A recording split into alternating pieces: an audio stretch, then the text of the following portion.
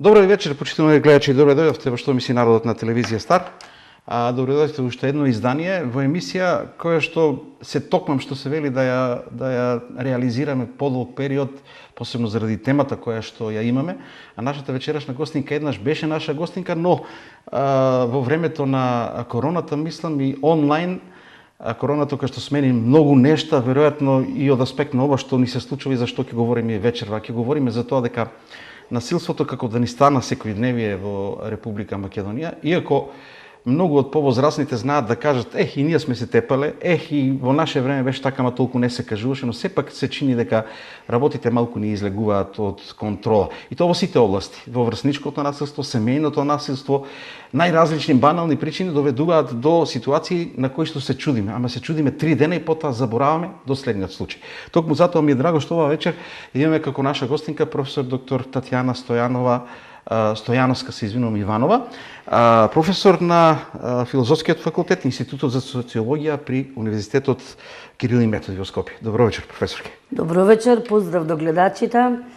Навистина би сакала да зборуваме за некои поведри теми, бидејќи има социолошки многу поведри теми, меѓутоа ова е тема која што и такако бара експлицитна социолошка анализа, меѓутоа и бара едно пошироко социолошки, јас бекавам поширок социолошки дискурс, не само во контекст на тоа како што најавивте што ни се случува, каде се корените на секојдневното насилство во сите општествени сфери, бидејќи знаете како нема сегмент кој што не е допринес со насилството, не само физичко, вербално, психолошко, емоционално во сите најзначајни општествени сфери и општествени институции. И затоа велам треба да се направи едно не само да се говори за ова, туку и она што често пати јас го зборувам и да се применат сите тие на некој начин начини на превенција, а и во праксата. Бидејќи кој што спомнавте, не случајно споменавте короната, зборувавме за Мислам дека промени на така, меѓутоа короната направи и во однос на самото насилство промени, во смисла имаме зголемен степен на сајбер насилство, затоа што тоа беше период кога бевме затворени и дури тогаш се направија некои истражувањата што ги правиме катадневно од тогаш навака, нам ни покажуваат дека личности кои што апсолутно не биле склони кон насилство, например во училиштето деца кои што ги посочувале како принципиелни, дружолюбиви деца кои што биле постигнувале значителен успех и потоа се открива дека некои од нив се не само жртви, туку и самите биле насилници.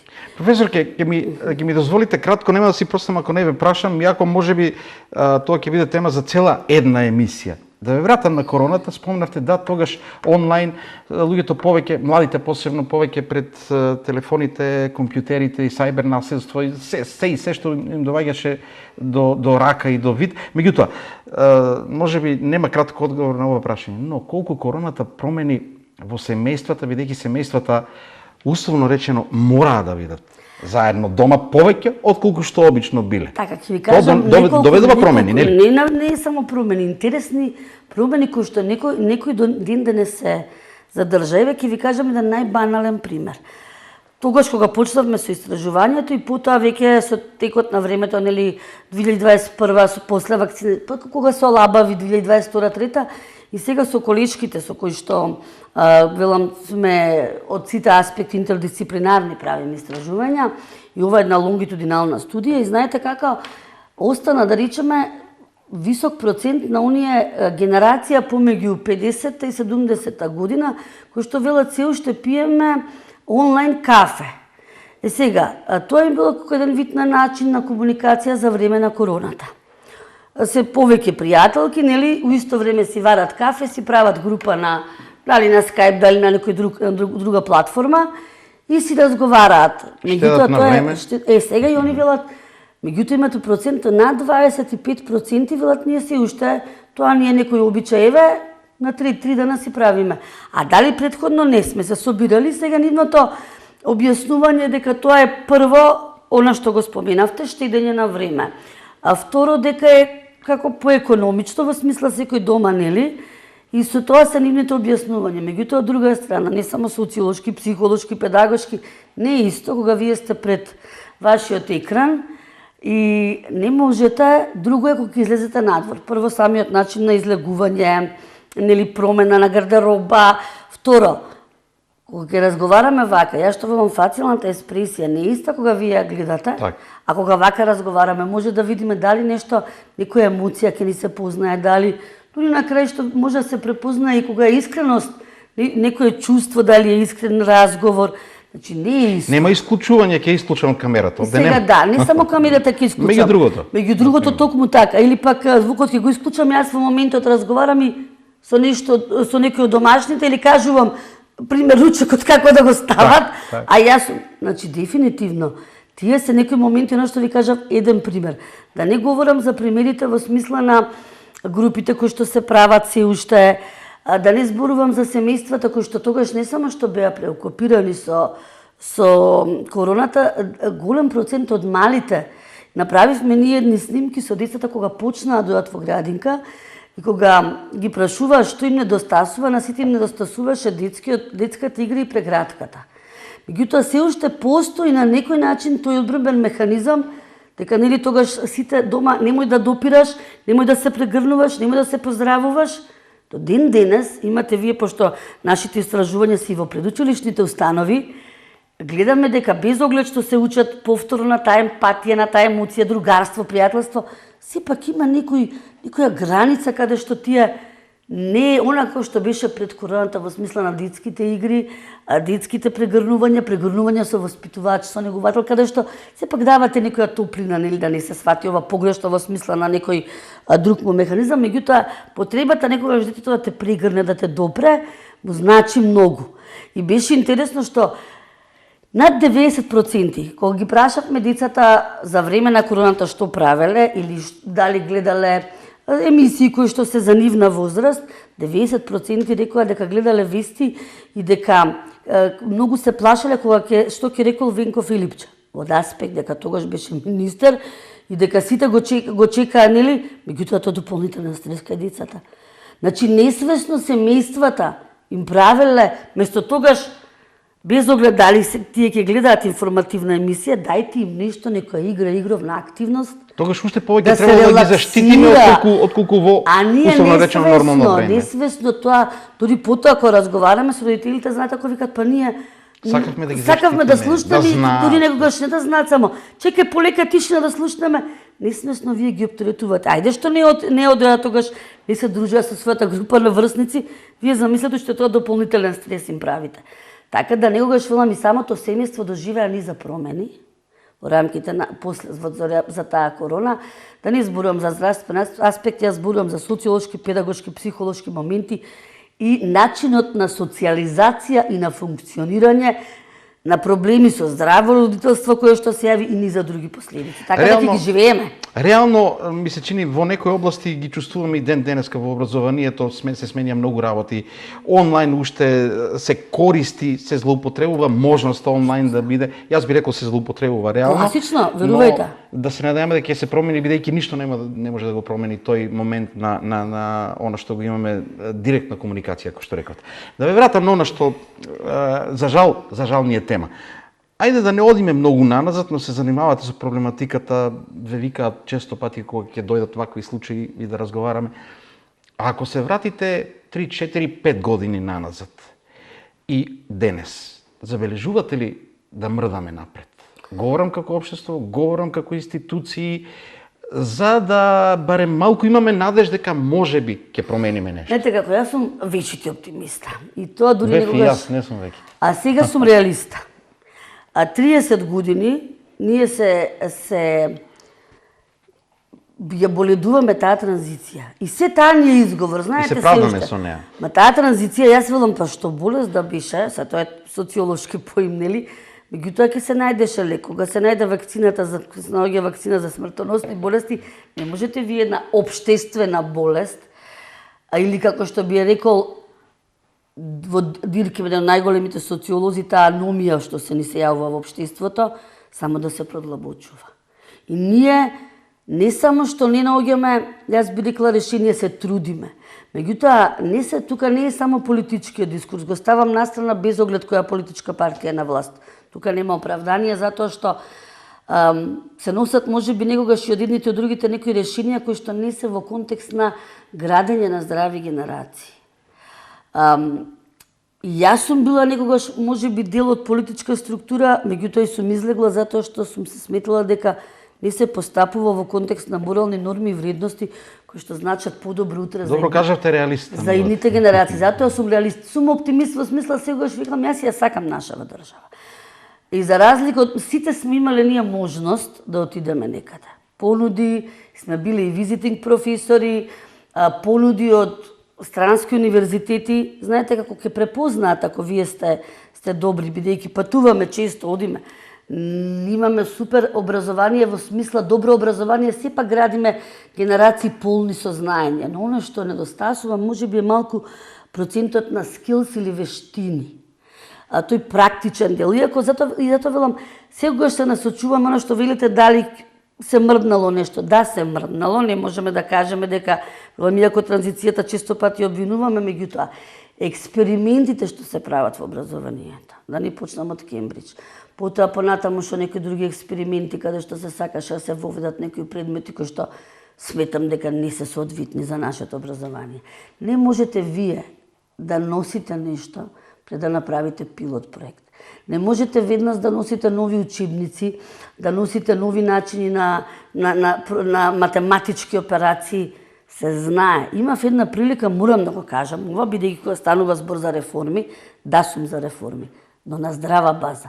Не можете вие да правите надградба ако имате темели кои што ви се нишаат. Просто кажам да ме разберат, не можете вие да градите куќа ако вас темелите не ви се цврстија да правите кров и спрат. Поинтата е дека пилот проектите подразбираат едно сеопфатно истражување. Велиме на ПИЗа сме слаби. Зошто сме слаби? Не е само да се каже да видиме по која методологија. Дали нашите начини на решавање на тие проблеми, задачи соодветствуваат на европските, по која методологија. Значи, можно е лесно нешто да се критикува, ама мора да истражите вие зашто. Затоа велам, треба да се прилагодиме точно и кон новите европски модели. Новитетите треба да бидат дел од нашиот образовен систем. Но како да ги имплементираме? Ние мора да ги прилагодиме на нашиот општествен и образовен хабитус, ако сакаме да градиме. Ние само им наметнуваме некои нови стандарди на децата. Јас, да не ме сватите погрешно, експериментираме и затоа ни се случува. Тие се бараат. Јас не ги кривам младите генерации сегогаш. Ке нив имаме еден морален вакуум, бидејќи морална ерозија ни се случуваше на многу полиња ни се случува. Во континуитет. Се гледа да се направи нешто друго, оставајќи ги генерациите кои што треба да бидат носители на општествениот прогрес на страна. Но тука има еден момент кој што за мене е битен и од аспект на тоа како воопшто ние сите реагираме и тоа добро се гледа на социјалните мрежи. Сега бидејќи порано не можевме да видиме на социјалните мрежи, ќе видиме секакви реакции, ќе видиме како постапуваат родителите, како оправдуваме и насилство, како оправдуваме препишување, како оправдуваме говор на омраза. Говор на омраза, тоа е една од причините на насилство. И така е. Деновиве професорката Горачинова од Штип објави еден статус што се однесува на препишувањето, дека ако препишуваат на матурата, ако им се попушта, не е добро. Одговорите, коментарите имаше такви, што знаеш ти, од кај, па зошто се наметнува на децата да полагаат и матура, зошто мора да полагаат матура, зошто не само приемен. Ние постојано си бараме оправдување. Оправдание, точно така. Како куклици сега, случајот, мислам, само сакам да го потенцирам од аспект на тоа дека коментарите се снашла, ако може на Битпазар да се паркира кој како сака или да наплаќа, зошто не и тука, и ние само бараме оправдување и во сивилот. Одлично го сорочивте тоа. И поврзано и со темата за која говориме. Се е поврзано. Така. Зошто она што го говоревме пред да почне емисијата, зошто ни се случува насилство кога едно да продуцира друго? Така. Еден случај, потоа уште два-три веднаш. Затоа што принципот на неказнивост не вклучува. Затоа што сите сме нечии деца, затоа што тоа што требало да биде санкционирано уште пред 20 години, не било санкционирано. И знаете како многу е лесно кога ќе погледне тој ќе рече, па тој не сноси одговорност за што направил, зошто па тогаш јас и ќе посегне по нешто. Затоа што немаме национална стратегија. Јас тоа го зборувам и више супругот често пати знае да ми каже: "Леле, никој не те разбира што е таа национална стратегија." Национална стратегија подразбира во континуитет работа на било која општествена проблематика, поготово кога станува збор за девијации. Една стратегија која што ќе значи долгорочно, не само препознавање, па адхок ќе се дадат некои решенија или ќе се нафрлат или ќе не повикаат нас. Јас не го сакам зборот експерти, бидејќи денес во Македонија се сме експерти за се, личности кои што научно, сериозно преучуваат таа проблематика и бараат солуции. Затоа и потоа знаете како сето тоа ќе побине неколку дена, како велат секоја чудо за 3 дена, се ориентираме повторно кон политика, кон политиканство, нов скандал, сосема нов скандал, некој и се заборава сето тоа што требало да се реши. Подразбира над политички решенија, сите оние кои што се занимаваат со ова, кои што имаат што да кажат, и од праксата, од воспитувачки негователки, до ние кои што се занимаваме сериозно, па и до политичари кои што и сакаат добробит на оваа држава. Бидејќи еден ден тие деца што денес ние ги образуваме и воспитуваме, ќе станат носители на јавни функции, ќе носат одлуки, ќе креираат јавно мнение. Значи тие се едината на една држава. А кој им го креира ним сега јавното мнение? Дефинитивно, затоа велам, сега модели на идентификација и имитација во многу случаи се политичарите. Деца од најрана возраст играат политичари. Во градинките јас сум се фрапирала. Потоа она што пак ќе се навратам на корените дека се е од семејството. Во една прилика кога им кажавме, јас го кажав тој на обуките што ги вршевме. Од најрана возраст им кажавме да донесат седиња со игровни активности, да видиме што слушаат, бидејќи музиката многу влијае, да вие процените како што говори цртежот, тоа кажуваат психолозите, боите и така натаму и музиката. Па ниту едно дете не донесе музика која оплотува, која уметнички вас ќе ве надгради. Дури се смеевме со колешките, се шегувавме сите тие цедиња, ова зборувам за пред 13 години, кога се уште се слушаат цедиња, нели? Ниту едно не донесе дете од Тоше, да не зборувам некоја рок, да не зборувам за некоја, за Моцарт или некоја класична музика. Цеца викавме за овие Моцарт. За тие не можам да ви објаснам какви турбофолк. Тоа се генерации кои што градат таква масовна култура и тоа потоа се продуцира во култура на насилство. А тие генерации сами не го избрале тоа. Па затоа велам, тоа дете од 5 годишна возраст, ниту може да има финанси, ниту знае, тоа му е дома сервирано. Но добро, и родителите, извинете, она што ја кажам сегогаш, како што споревте, оправдуваат. Не е моето дете. Не моето дете не може такво. Признајте. Секој дете, јас сегогаш поаѓам, ево од внука ми, која има 10 години. Кога ќе ми каже, тето нешто или јас, да разговарајте. Затоа што токму групата на врсници си има влијание. Ние не можеме да ги изолираме. Кажат некој, не смеш да му даваш, па тогаш потполно го изолираш. Но ќе направите вие селекција и ќе разговарате во континуитет. Што е добро, што е лошо. Еден вид на морална ука и поука. Тоа треба да се направи не само во семејството, и во образованието, и во сите сегменти. Мора во рамките на образовните курикулуми. Барем по 5 минути, јас им велам на наставниците, по 5 минути посветете внимание на морални норми, вредности, кои што значат што е добро, што е лошо, што е правилно, што е пријателство. Како дознавме ние за сите овие начини на насилство? Преку снимени. Так.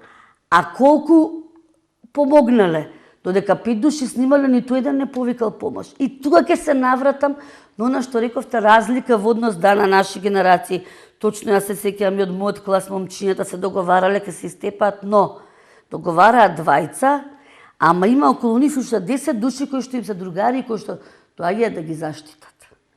Една од разликите кога денес ја говорам, што денес немате емпатија и немате вистинско пријателство, него тие што се само гледаат што се случува. Војеризам на некој начин. Апсолутно војеризам. Да не зборувам војеризмот што ни се прикажува и на масовните медиуми денес. Јас сум гости на масовни медиуми, меѓутоа ако видиме тие големи шоуа што се прикажуваат или за жал ги пренесуваат во нашата држава, класичен во Македонија ги нема. Експлицитен војеризам. И тоа е и што модели им нудиме ние на тие деца? Не сакам да споменувам имиња. За жал една страна го имаме тоа, од друга страна ги имаме турските серии, кај што исто така не знам што се промовира. Знаете како? Атули, ние растевме генерацијски. Со Мичето Ушко. Растевме со Бранко Коцкица. Растевме со Опстанок. Балтазар. Растевме со толку поучни, едукативни. Растевме со зимска рекреативна програма, каде што сме чекале да го слушнеме Квин, или каде што сме чекале да ги слушнеме Guns N' Roses со новата песна. Каде сме чекале да видиме во опстанок што е нешто што придонесува во природата. Значи, ние раставме од цртани филмови до едукативни програми кои што имаа порака. На крај, пораката беше некоја вредност. Дали пријателство, дали љубов кон татковината на вистински начин, патриотизмот и родолюбието на многу суптилен начин се покажува. Не може некој да му убеди дека не. Денес тие турски серии на некој начин, па еве, од женски аспект, ја враќаат жената назад. Обавезно, не ме сваќате погрешно, јас сум либерална феминистка, меѓутоа и почитувам и сопруги, меѓутоа не може маскулинум принципот да биде на пиедестал трча, жената да му послужи. Или жената е таа која што домакинка, па ние се залагаме за equality, за еднаквост. Да, се залагаме, меѓутоа ми се чини декларативно повеќе, затоа што дури оние кои што говорат дека се залагаат со примерите во животот не го потврдуваат тоа, со честни исклучоци. Така. И задираме полека во она што во суштина и сакам да го прашам, и да, не би сакала да се почувствуваат сите родители може би и навредени од тоа што ќе кажеме дека често пати придонесуваат. Не се сите, но генерално моделот кој што го имаме веројатно придонесува. Ние имаме ситуација, видеото кој што излезе од Штип, кај што девојките тепаат, девојчето стои, останатите говорат. Потоа дојде ситуација де као и девојчето не било цвеќе за мирисање, такви коментари имаше, независно од се. Имаме ситуации каде што син ќе оди дека ќе го истепа или ќе го отепа таткото. Имаме ситуации најразлични, незамисливи од нив, мислам дека сите се ужаснуваме. Меѓутоа, пак ќе кажам, за 2-3 дена и толку. Како сме создале општество на масовна на култура на насилство, кое што дури во коментарите сега се гледа, си го барала, па тој таткото кој знае каков е, на кој ќе ги даде парите, му требало. Вие не знаете што се ние добиваме. И бараме оправдување за насилството. Еве една пример ќе ви кажам, давајќи за вашиот медиум со почитување од градоначалник. Да, минатата Иван Јорданов. Да, започна тоа, морам да го поздравам затоа што и не сакам да звучува политички, све зависи од личноста која го води градот. И личност која што може да препознае дека има потреба да се едуцираат затоа што сака добробит на својата заедница. Градоначалникот Иван Јорданов тоа го препозна, не повика, сакајки, значи тоа се луѓе кои што не се обременети со нечии идеологија или со нешто друго. Меѓутоа, значи почнавме со реализација веќе во двете градинки, во гимназијата и навистина наидовме на таква поддршка. Јас велам да ги прочитате анонимните евалуации. Бидејќи на анонимна евалуација секој може лом да ве направи. Така, со такво дури има потреба дополнително, бидејќи оние сознанија што ние ги дадовме беа фрапантни за нив. И начини, и на можност да во локалниот курикулум, да се реагира. Значи, затоа велам, но, кога дававме изјави, вие ги прочитавте ли коментарите за мене? Дел да, дел не. Значи беше и позитивни, меѓутоа дел беа во однос на мојата можеби идеолошка определба. Дел беа за мојот изглед. Ништо важно и ништо битно за проблематиката за која говорите. Не е важно што говорите, што правите? Говорот на омраза. Тоа го зборувам. Кога и она што викате родители, за некој ако спомне за описменување нешто, или ако спомне нешто позитивно, зошто станавме злобни и лоши? Едно од прашањата е тоа што многу малку работиме на емпатија, што многу малку работиме на вистински вредности пренесување, што политиката ни е толку длабоко вкоренета, што јас сметам дека треба да постојат луѓе кои што ќе покажат и докажат, а постојат, како што го спомнав примерот, и со градоначалникот на Штип, и со градоначалникот на Центар, значи малкумина кои што се изнедруваат, издигнуваат над политиката. Кај нив е пред се и над се човечкото, да помогнат за својата општина, да биде добро место на живење, да гради здрави личности. Ке се изразам уметнички, што ќе чекорат правилно низ шумата наречена живот. Но, со самото тоа, почетните коментари, што ви зборува? Дека личност која што сака да помогне. Јас велам, јас стојам тука на располагање.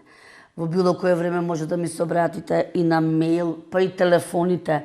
На колку луѓе вие не знаете ката дневно ми се јавуваат, доаѓаат кај мене во кабинет, дури и дома имале проблем со детето, па иако јас ниту сум да речам едуциран психотерапевт со лиценца, иако можам да помогнам во контекст на она што го знам и што го работам.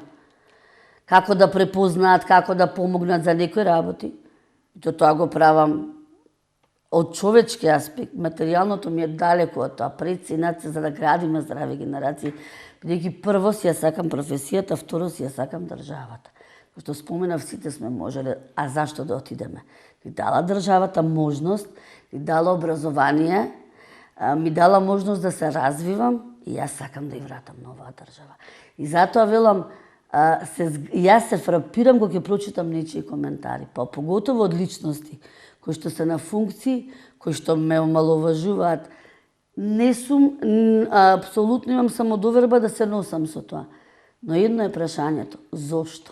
Не е прашањето дали можете вие да се носите или јас или било кој како поединец. Прашањето е дека тоа покажува каква е констелацијата, во какво општество живееме, што им се наметнува на луѓето, што тие како реагираат, како вие рековте сте се повлекле од политика, меѓутоа политиката е клучна. Се поставуваат луѓе без критериуми на позиции. Тоа е факт. Мислам, можеме да се лажеме дека не е така, но за жал е така. И се наметна една ситуација дека секој може се, не може секој се. Не, далеко од тоа. Јас сум била советник за образование, сум имала стараштво противставно мислење, со министерка за образование која што била од истата политичка, да речам, опција, јас сум била повикана како стручњак. Меѓутоа, кога сватив дека удирам во зид, јас си се повлеков затоа што сметам дека не можам да одам против мојот морален дискурс. Не можам моите убедувања како личност. Така сакам да направам добробит. Не можам да дозволам сликовници за деца кои што се со несоодветна содржина. Јас кажав и ќе повторам дека не се експериментира со генерации. Ние мора да дадеме квалитетно образование и во рамките на сето тоа ќе се навратиме на насилството. По 5 минути во рамките не само на граѓанско, на социологија, можете по било кој час вие да препознаете дали некој дете е повличено, дали некој можете преку сајбер. Па педагог и професор и наставник треба и тоа да го работи. Апсолутно. Јас кога ги прашав, еве да речеме секаде каде што држиме обуки, кога ги прашаме дали знаат некои креатиници кои што децата денес ги потребуваат и обично фрапирани остануваат. Дури и стручните соработници, дали ќе ги прашам наедноставно, еве. Што значи ASL? Сега тоа најповеќе го знаат age, sex, location, значи пол, возраст и место. Но ќе ги прашам што значи други креатиници. Дали знаат што значи модер патеџа на ковид? Дали знаат што значи праска, тоа се половите органи кои што ги прикажуваат. Дали знаат што значи што ги употребуваат како емотикони. Емотикони. Дали знаат што значи пос? 300 и нешто нови има. Па викам, ако видите горе во десниот агал на вашето дете на компјутерот PS или PAV доле, па нешто, тоа значи parents are watching, parents over shoulders и така натаму. Знаете колку и тоа се, значи сето тоа треба и да го осознае родителот за да може да му помогне на своето дете. И затоа јас се залагам повторно за таа национална стратегија, каде што сите овие механизми и за сајбер насилство, и за економско насилство, и за физичко, психичко, и санкциите. Промена во законот на семејство подразбира дека треба санкции за родители. Промена во законот за семејство подразбира не само материјална казна, да поминате вие квалитетно родителство со вашето дете. Ме подсетивте на една работа, се погоди со ова што ги употребуваат кратенките како функционираат. Ние имаме, мораме и тоа да го признаеме, и тоа е дел од целото окружување и во каков систем живееме. Ние имаме, создаваме ситуација во која што се јавуваме во пабови да ни ги пуштат децата и ако се малолетни. Да. Ве молам, пуштете го, дајте му и алкохол ако треба. Немаме проблем со тоа. Имаме и тоа е факт, тоа е вистина, ние можеме да се буниме после кога се случи Пулс. И тогаш сите се фрапиравме. И тогаш се фрапиравме дека имало малолетници. Жива вистина. Независно, значи последиците ќе биле и да не се малолетници, но факт е дека имало малолетници. Не говорам за тој случај, говорам за друго. Девојче од втора година колку се малолетни се уште 16 години, кој што преку Еразмус отишло во Шведска и било здодено затоа што не ги пуштале никаде да излезат. Тука се навикнете да излезат. И вели со тие кидери таму ќе се кидери, као ние што би рекле мали деца, кидери. Мали се за нив. имаме ситуација во која што не сакаме да признаеме, се создаде таква култура. Дека ако не излеземе, дека нас ни е здодевно, чекайте малце. Колку децата читаат книги, да ги прашам? Колку децата гледаат еве нешто и на масовен медиум или нешто, колку често одат во театар, колку често посетуваат филхармонија. Кај мене студенти, извинете, ама не може да помине ако не појде на изложба, затоа што социолог сметам дека треба секој општествен феномен да го протолкува. Ќе се сетам на моето студирање, Темков ме праша за филм да му кажам кој сум го гледал, да изберем и да му го објаснам како сум го видел и така положив. Така е. Ама ме праша затоа што знаеше што сака да така е, апсолутно. Јас дури книги кога речам добро, ајде да разговараме за Малиот принц. И сега тоа го зборуваме на социологија на религија, професорке, не има врска. Професорке за Моцарт денеска ќе рече дека е кладилница. Да, па ама знаете вие што се случило со една учителка од Белград? И тоа е вистина, ми ја кажа колега. Вика, учител, сега ќе го парафразирам на македонски. Учителката, вика, го казни ученикот кој што кажа дека Моцарт е кладилница, а не знаеше дека тоа е чоколадо. Трагично и смешно. Да. Кога учителката мислам, ја разбравме која е метафората. Го казни вели не знае и дека тој кажал кладилница, а тој Моцарт бил чоколада. Тоа е трагедијата, извинете, што имаме и колеги на кои што јас не би им дала дневник. Реков професорке дека за жал се создаде ситуација и мислам дека најкатастрофалната работа за оваа држава, меѓу катастрофалните е тоа дека секој може се поставуваат без критериуми луѓе, за жал, и сега тука доаѓам до моментот. Ако семејството можеме, ако се обидуваме да го разбереме семејството до некаде, заради транзицијата, независно колку трае, заради проблемите, заради трката по пари, и дека не да го оправдаме, ама да разбереме дека можеби ќе нема толку внимание кон детето. Колку тука може образовниот систем да коригира? Бидејќи тоа е, ако нема се овде мора да коригира. Знаете како? И можеби тука е образованието, да, тоа не може да коригира и треба да го надополни и надгради тоа што е пропуштено во семејството или што е ставена на некоја основа и треба да се надгради. Но образованието не може ние вечно да ги критикуваме наставниците, образовниот кадар и вечно да ја ставаме, да ја фрламе таа биде кларјагата на образовните институции. Се што нече ни префрлете на образовни, извинете, ама прво тие наставници, јас ја бранам филата и знам. И затоа реков, не сите.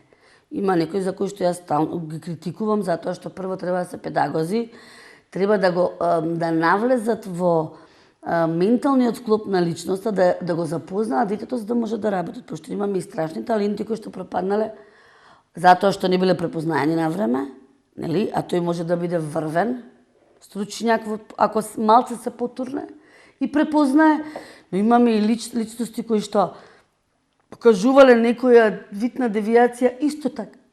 Не им било соодветно посветено внимание. Затоа јас го зборувам тоа, дека треба да надградува образованието, треба да се променат курикулумите, оние основни програми, каде што вие ќе им дадете можност на секој наставник не пребукирани.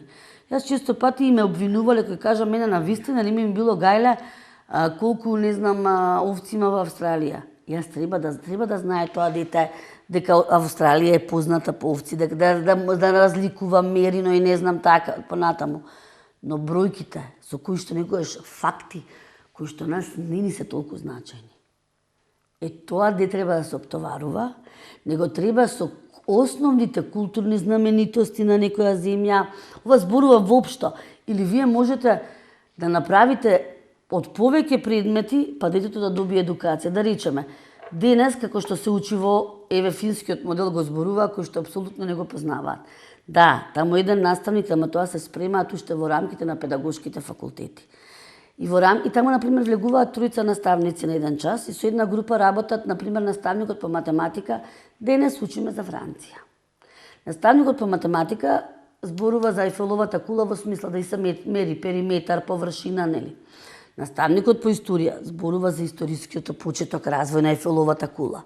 Наставникот по географија кажува каде се развива на кој меридијан. Значи, вие можете од едно нешто да направите таква интересна тема и секој од свој аспект и верувате дека тоа многу повеќе ќе го запомнат и ќе го задржи вниманието него некои работи кои што се пренатрупани. Затоа ние, велам, не можеме некогаш да се снајдеме со европските земји и тука треба промена во образованието. Тука мислам дека ни се појасни работите отколку што сакаме да признаеме во државава.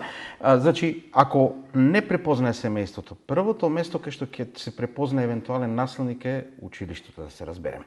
Но кога ќе кажат, кога ги повикаат. Но како дојдовме до тоа да им го нарушиме авторитетот на наставниците, на професорите, на тоа е и од педагозите? Тоа е од рамките пак на семејството. Знаете како? Затоа што ако нема авторитет, како ќе го препознае? Па еве сега ќе ви кажам пример.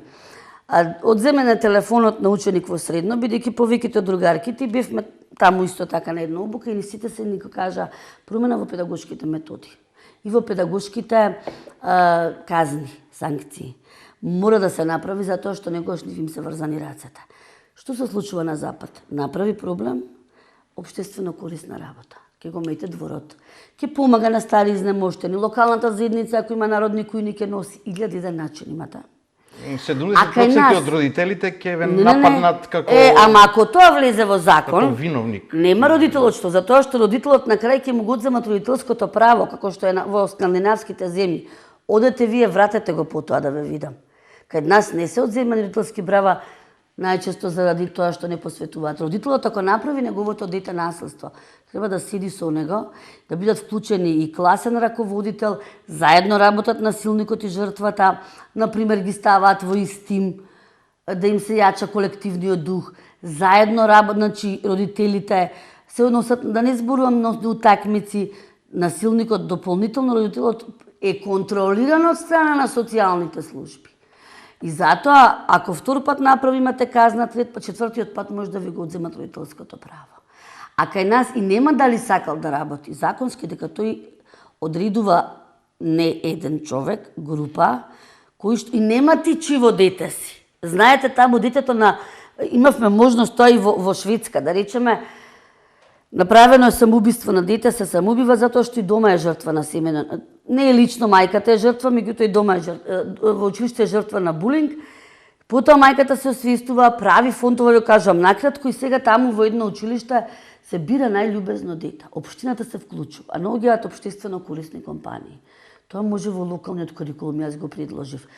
Ке се и на крај, секој вас таму ве шитаат, објаснува девојчето и падна некој друго дете, вика се извинувам да му помогнам. Прво, значи, вие ги учите на позитивна конкуренција, зашто анонимно меѓу себе си гласаат. Второ, ги учите на убави вредности, ги учите на емпатија, пријателство, солидарност, алтруизам, космополитизам и на крај. Ако тие од секоја генерација добиваат соодветна награда, например годишен одмор, па ќе најдете во шти 5 агенции кои што ќе дадат по 3 одмори. Да се стимулира добро. Па не само добро, општината дава некои книги, потоа даваат некои други така, добрите примери да бидат стимулирани. Да, апсолутно. Меѓутоа, меѓу себе гласаат. И секој се труди да биде што е пољубезен. Двојна добивка имате. Прво, тој учи позитивни вредности, се трга насилството, тројна добивка. И трето, позитивна компетенција меѓу себе се развива. И вие имате таму веќе над 80% намалување на тоа насилство кое што било. Како тоа да го направиме? Имаме, затоа велам, јас имаме одлични, ние методи, јас тоа со години го зборувам. Само треба да го прилагодиме на нашиот културен менталитет, на нашата културна средина, општествена средина, да се прифати тоа на ниво на сите општини, на ниво дури на образовни програми, и тогаш ние ќе имаме одлична, ќе видите дека ќе градиме здрави генерации. Денеска и децата на некој начин, јас ви го спомнав, таа морална двојба се наоѓаат. Што да прифатиме што е добро од странство, што е лошо. Дали сето тоа што ќе го прифатиме, се бориме со моралниот вакуум. Од една страна ќе бидат изолирани ако не прифатите, од друга страна љубопитноста ве прави групата на врсници, ви влијае врз нешто.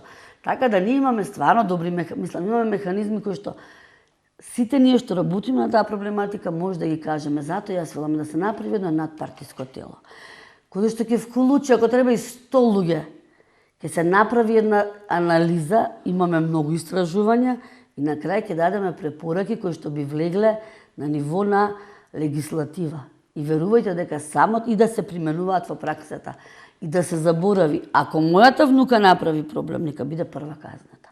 Не се иземам ни себе си, како што мојот сопруг, кога возеше 57, вика леле, ќе си платиш. Ќе си ги почитуваш правилата. Ниту имам намера да се јавам, ниту ќе се јавиш. Да, затоа што секогаш треба да почнеме од себе си. Сега, во случајот, ајде да се вратам на училиштата и насилството, бидејќи од таму се раѓаат и остануваат насилниците и за понатаму. Клучно споменавте емпатија. Емпатија многу малку имаме воопшто во општеството, тоа се гледа во ние на жртвите им се ситиме речиси понекогаш, бараме причина дека посебно кога е семејното наследство и жените во прашање, прво тоа си го барала. Тоа сакав. Прво тоа си го барала. Привлекувала. Зашто се облекла? А како се облекла? А може би таа предизвикала, а може би му Значи, пазете, и без да ги знаеме фактите, ние осудуваме. Осудуваме веднаш. Тоа е најстрашното нешто. Колку примери имаме за жртви на семејно насилство жени? Во Скопје за случајот веднаш направија дека имала врска со другарот на... Одма се направи нешто. Не знаеме, ништо ама коментираме. Чекајте, еви да имала врска. Да, дури и да е така. Имате развод? Дали е причина за да вие ја малтретирате и физички, психички, емоционално? Колку таквото недостаток на емпатија, говорот на омраза, стереотипите влијаат да се охрабрат насилниците? Не само тоа, и традиционалноста сепак се уште да трпиш и второ. Знаете што е кај нас еден од проблемите? Што на секаде во Европа е поинаку регулирано тоа. Кај нас жената е таа која што треба да се исели, бидејќи 90% од имотот припаѓа на мажот, така? И сега не мајки каде немаме, ние се одвитни да имаме шелтер центри, меѓутоа ако се јавите, еве, пробајте сега да се јавите, што да правам, ќе ви кажат привремено решение. Треба, ако е во многу држави имате ви, ако е се на имотот на мажот, тој е тој насилник кој што ќе се исели. Автоматски му се забранува, без оглед што на негово име гласи куќата или без оглед кој имот. Жената останува се згрижува, ако економски е незгрижена, соодветно работно место, значи и за него не сме да се приближиво. Кај нас вие колку пати пријавувале. Јас имам другарка која што е жртва беше на семејно насилство и на психолошко вие не знаете што се, бидејќи сопругот работеше во институција каде што која треба да се грижи за сигурноста, ниту таа внатрешна контрола често пати беше ослободуван. 19 години беше трпеше. Ние имавме уште пример на две полицајки, една полицајка која што киднапираше и тепеше друга полицајка заради момче. Дури имам слушнато дека која и рекле зошто тоа така, да ќе истрпам и казна ако треба, нема проблем. И значи на некој начин релативизирање, оправдување дека апсолутно, и санкциите, колкави се санкциите. Ако поранешниот сопруг на мојата пријателка, пошто успеа да се разведе и се уште меѓутоа, колку и ние сите сме со нејзе, колку и ние ја охрабруваме. Знаете кои се траумите кај нејзе? До ден денес, кога ќе излеземе негош така, ќе си седнеме или во театар, или во кино, или на кафе, да размениме мисли, размисли, што велам, и кај нејзе постојано е ова. Значи, после 2 години веќе нејзе останато дека може би ја следи, да не се појави, знаете кои се тие трауми, а да не говорам за децата кои трауми се. Иако не биле индивидуално жртви, нивната мајка била жртва. Затоа сме на ова диреџе каде што треба класичен, квалитетен, да се дополни законот и за семејство, и за права на детето, и за во образованието, значи се дополнат некои работи. Ова споменавме и за спортот, насилство, нели, кажав како се решија најголемите хулиганизмот потекнува од Лондон. Кај нас, јас како љубител на спортот не можам негош на утакмица да отидам на надпревар, затоа што се плашам дека ќе настане некој хулигански напад. Зошто? Прво да не зборам за говорот на омраза кој што се употребува. На запад како е? Во Англија хулиганизмот велама таму потекна. Купувате вие тикет, купувате билет, карта со ваш податок, доматичен број. Ако вие го продадете, тоа е на вас. Тој ако направи, сте го продале на некој, направи проблем, и на самиото место ви доаѓа кривичар ако е за кривично или прекршачен судија, и никогаш веќе нема да можете или 5 или 10 години. Знаете што значи за љубител на спортот да не може да стапне на надпревар? Па тоа испаѓа дека во суштина поефикасен систем кој што ќе казнува Не по секоја цена да казнуваме. Далеко но тоа, систем кој што кога ќе треба ќе казнува. Ние Така кога е. треба не казнуваме очигледно. Тоа е, затоа спомнав јас кога секој може да си рече, па видете тој како поминал, а направил страшен проблем или големо насилство извршено, убил дете прегазувајки или други низа проблеми правил, уште од мое време имаше, знаете како, пукање, фрлање бомба и никому ништо за тоа што бил нечив син. Извинете, кој сака дека е. Значи, јас се сеќавам во една прилика, имав 17 години, бидејќи сум стружанка, и сите мои другарки дел беа постари, веќе полнолетни, и одеа во дискотека. Дискотеката почнуваше во 12 часот. И јас 2 дена се размислував на мојот татко како да му го замолам, што мајка ми рече, јас не одобрувам, но еве и татко ти како родител двајцата. И татко ми беше многу, не само либерален, и е мудар човек, кој што ми рече вака: нема проблем, одиме на твоја одговорност, те молам, ако дојде полиција, немој да ми се јави во 12 часот, јас немам намера да доаѓам. Преспи си во полиција. Да. И сега тоа кај вас создава, си викате, чекајте сега, добро, од двете добра или од двете зла помалото. Не сакам јас. Значи, никогаш не сум била воспитувана со преголема строгост. Либералност, демократија, но со сепак доза на авторитет. Се знаело до каде била границата. Денес другарка ми кажува, го одземаат телефонот на детето, затоа велам јас. Затоа што во континуитет врши вербално насилство на час, ги малтретира другарчињата. Го зема мобилниот, не може да го отстрани, педагошките мерки се малку специфични, и вели да дојдете со родител. Другиот ден доаѓа родителот, што би очекувале вие? Во мое време, татко ми прво мене со поглед ќе ме прекореша, а потоа ќе имав казна соодветна. Се пашам како да кажам дома. Така е.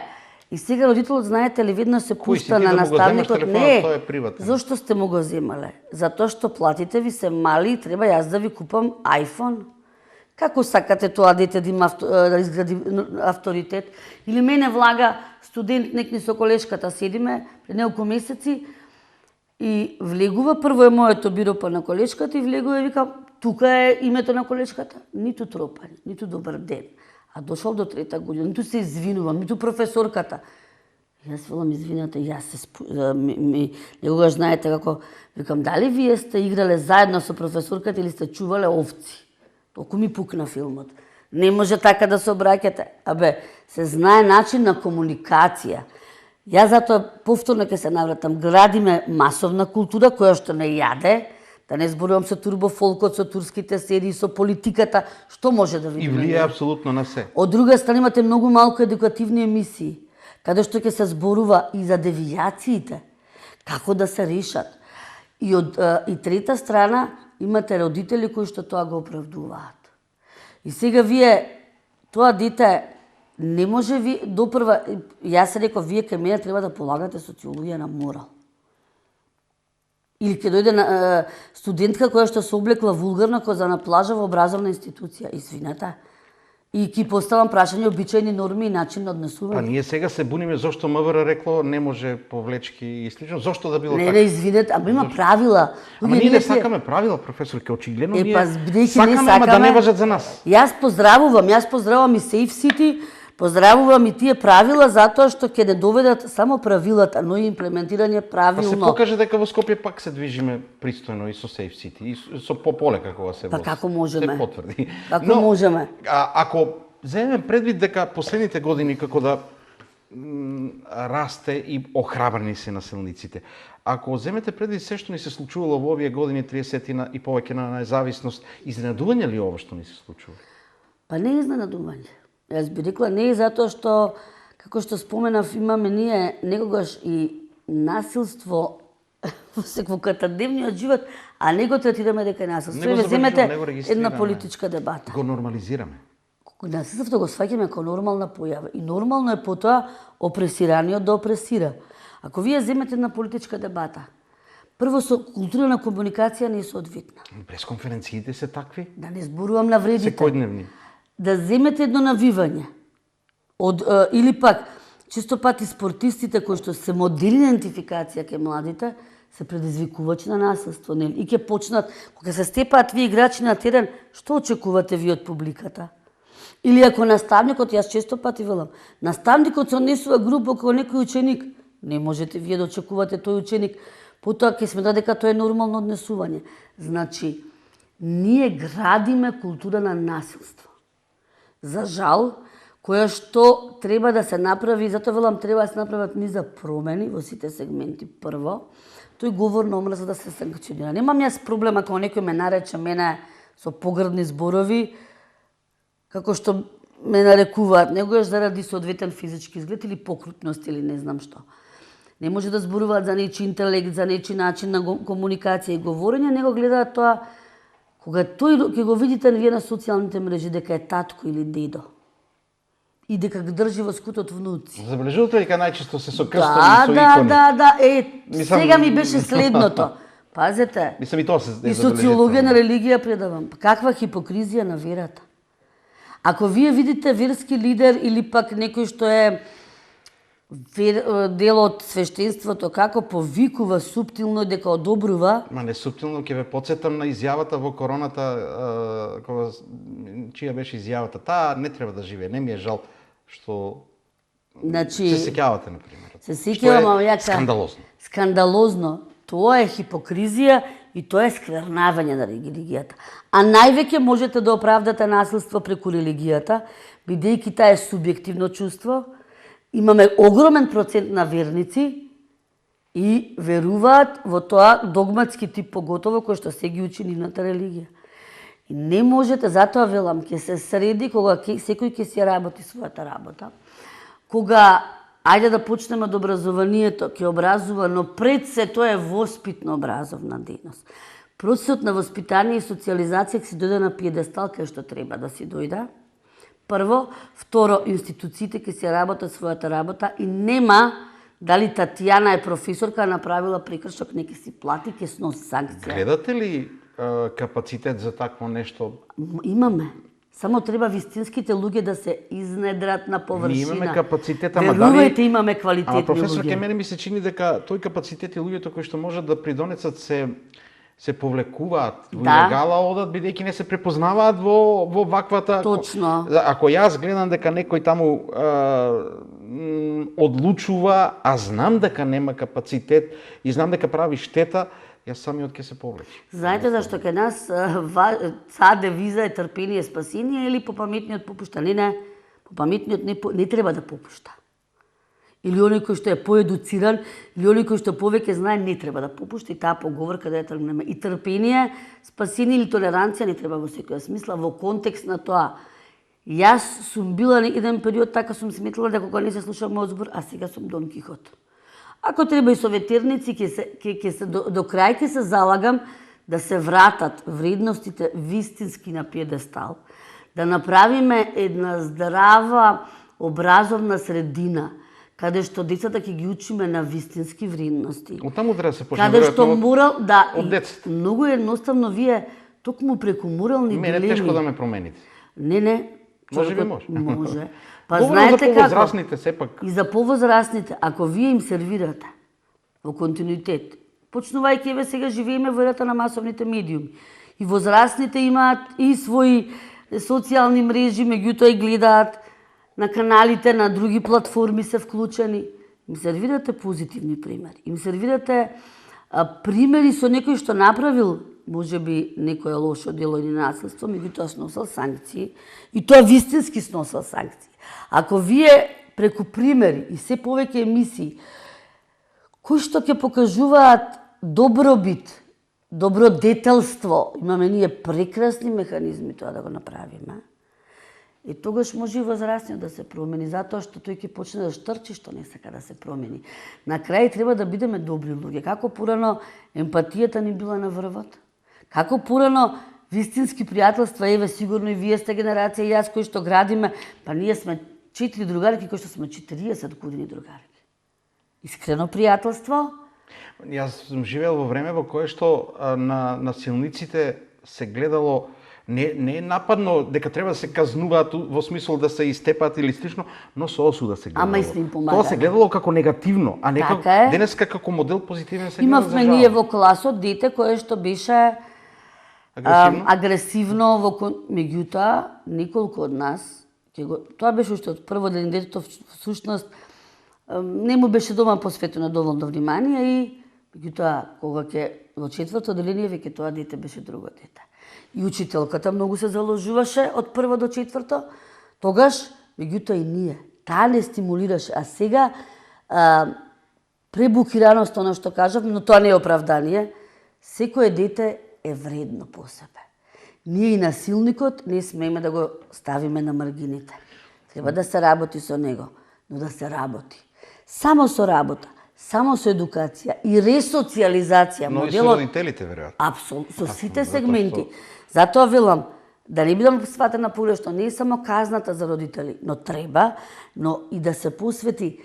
Да, има родители кои што навистина економската ситуација си го прави своето. Имаме зголемени девијации, кај што имаме због големен процент на невработеност, сиромаштија и тогаш... Да, носи проблеми се. Нормално е тоа, велам социолошки, тоа од сегаш се прикажува, имате вие истражувања кои што покажуваат девијациите растат каде што имате висок процент на сиромаштија, невработеност, несредени институции, но не сме да не биде оправдание ништо тоа. Ако во моментот образовниот систем нема соодветен одговор, реално нема соодветен одговор ефикасен на појавата на меѓуврсничкото насилство, колку можат ваквите ситуации како она што започна минатата недела во Штип, сега гледам и во Крива Паланка, ќе одите има интерес од училиштата, со работилници, со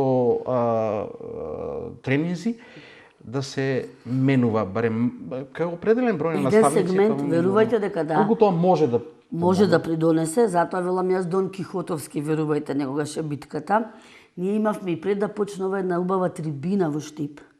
Така. Каде што се одвиваше во општината, каде што токму и од таа трибина потоа произлезе потребата, затоа што многу ми беше преполна салата.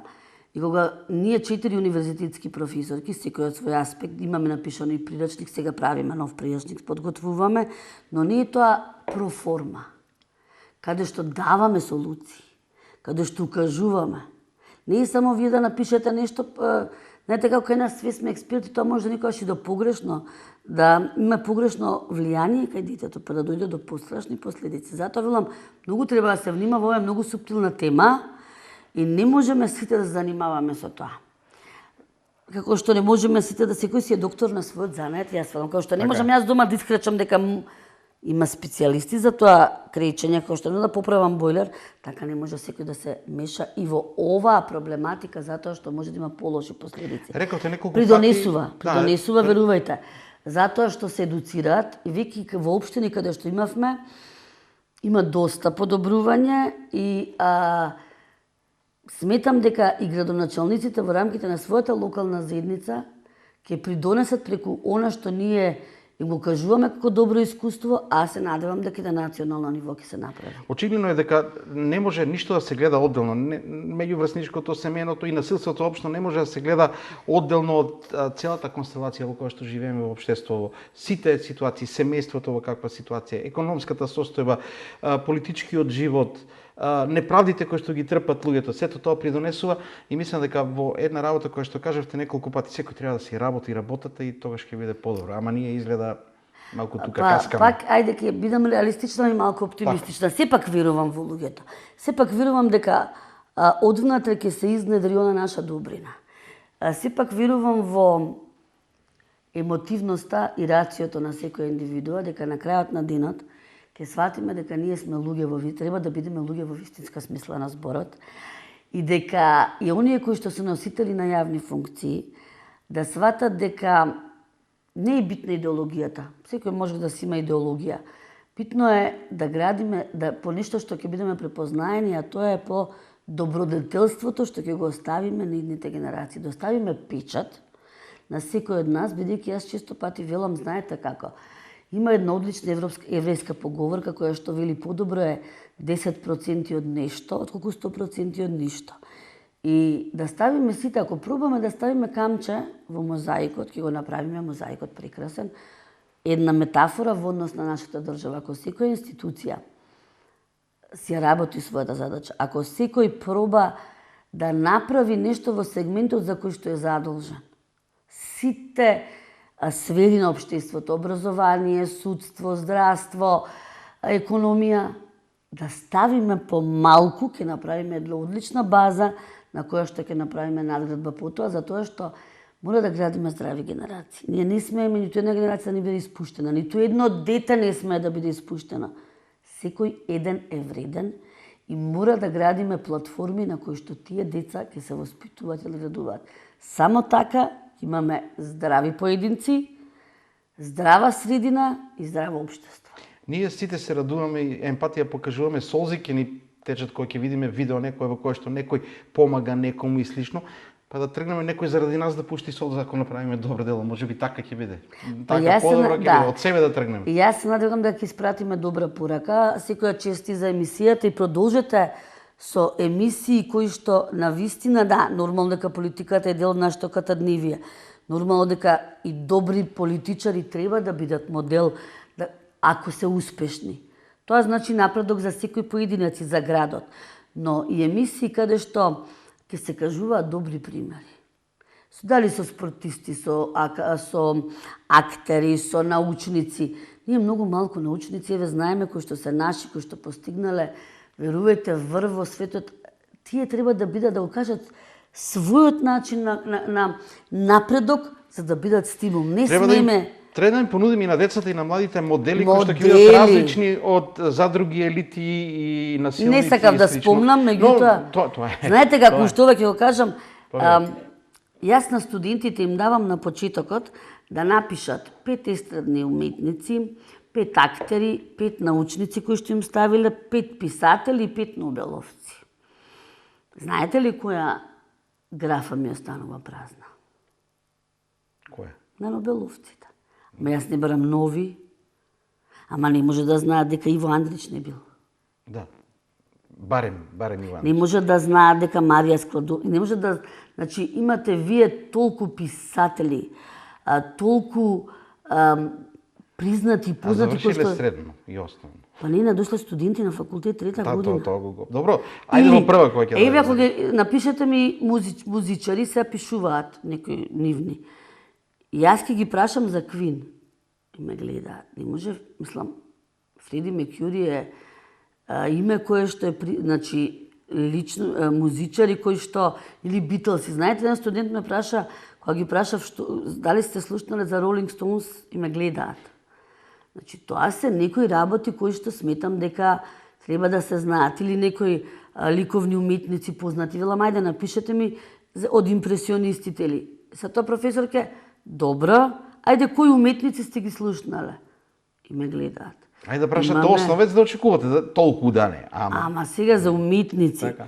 Значи, не можам, или композитори, Бетовен, Верди, не може да не го слушнале Моцарт, како што се пошегувавме преска. Да. Значи, тие се некои работи кои што те надградуваат. Или македонски писатели, Матеја Матевски, Гане Тодуровски, сега или класици руски. Сакам да кажам, тоа се од општа култура која што треба да го знаеме. Само на тој начин. Ако имаме, имаме страшно добри уметници, или барем по 10 минути да се пуштат на медиуми, ТВ и електронски, некој филмче, нешто за некој кој што ќе ги привлече нивното внимание, и тогаш, навистина, полека ќе почнат да се надградуваат и културно, а и ќе подзаборават на сите оние погрешни модели. Многу труд и промени ќе требаат, ама никош не треба да се откажуваме, макар и Дон Кихотовски, како што реков. Така е. Ви благодарам за гостувањето, за интересниот разговор и останува простор за уште, верувам, за уште многу разговори, бидејќи темите секогаш ќе бидат интересни. Политиката е едно, а реалноста и разговорите реални, отворени за се што ни се случува се уште како. Не споменавме јавна соба, не споменавме уште многу работи кои што треба да се споменуваат во некоја наредна прилика. Ви благодарам што одвоивте време за нашите гледачи. Јас ви благодарам и мислам дека барем малку ќе придонесеме да се разјаснат некои работи, а секогаш сум, еве како штипска сна, ви рекла, но и како професорка, со радост гостувам и на вашите емисии и на, мислам, медиум кој што ќе ме покани, затоа што сметам дека треба јавно да проговориме за многу работи. Кога имаме што да кажеме, треба да го кажуваме. Благодарам уште еднаш. Почитувани гледачи, тоа беше професор доктор Татјана Стојановска Иванова, професор од Филозофскиот факултет во Скопје. Разговаравме, реков дека темата ни беше насилството, зашто го имаме толку, но и покажавме, верувам дека свативте дека во суштина за ниеден проблем не можеме да говориме одвоено. Се е поврзано и сите од себе треба да тргнеме, да се менуваме за да придонесеме да се намалуваат девијантните појави. Вака ќе ги има и ќе се чудиме зошто еден девијантен пример за 2-3 дена создава друг, а ние само се префрлуваме од една тема, од еден скандал на друг и се чудиме зошто генерациите ни се такви какви што се, затоа што ние ги правиме такви какви што се и треба да ги правиме поинакви. Благодарам на вниманието, останете со тебе, Стар.